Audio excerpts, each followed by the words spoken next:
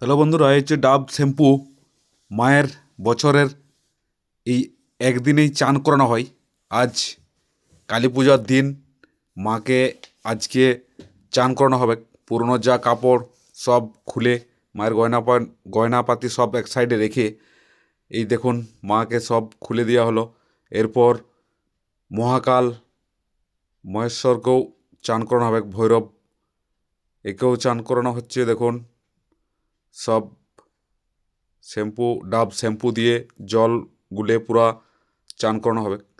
এই মূর্তিটি আপনার আজ প্রায় 10 বছর হচ্ছে। এই কালার একই কালার আছে। আমি বছরে এই একদিনেই ডাব শ্যাম্পু দিয়ে চান করানো হয়, তারপর আর কোনো কিছুই করা হয় না। কিন্তু একদম মা পুরা দেখলেন তো, যেমন দেখলেন ওরকমই চকচকে থাকে।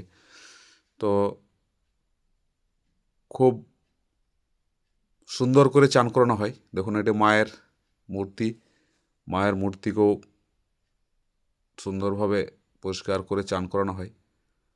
হ্যাঁ, মায়ের গয়না শাড়ি সব খুলে মাকে নিচে নামিয়ে চান করানো হয় সুন্দর করে।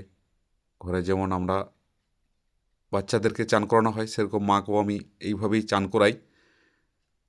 তো দেখুন, আর এই মন্দিরে আমি ছাড়া কেউ প্রবেশ করতে পারে না, কারণ এই সময় আমি মাকে চান করাই। এই সময় মন্দিরে কাউকে ঢুকতে দেওয়া হয় না।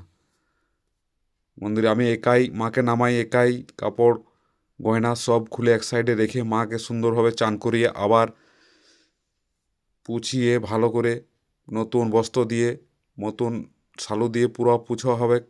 শরীরে জল যেন না থাকে, একদম পরিষ্কার করে পুছিয়ে আবার ওই দেখুন জিপটি খুলে গেল, ওটি সোনার জিপ লাগিয়ে দেওয়া হবে। আবার লাগিয়ে দেবো আমি, ওটা আঠা দিয়ে জিপটা লাগানো থাকে। তো এই দেখুন নতুন শাড়ি, এই তো বেনারসি, লাল বেনারসি শাড়ি মায়ের জন্য নিয়ে আসা হয়েছে, একটি আমার বন্ধু দিল। তো দেখুন মাকে সাজিয়ে কেমন লাগছে বলুন। দেখুন মায়ের শাড়ি কেমন ফিটিং করেছে আপনারা বলবেন। এ দেখুন মায়ের পূজার জন্যে সব রেডি।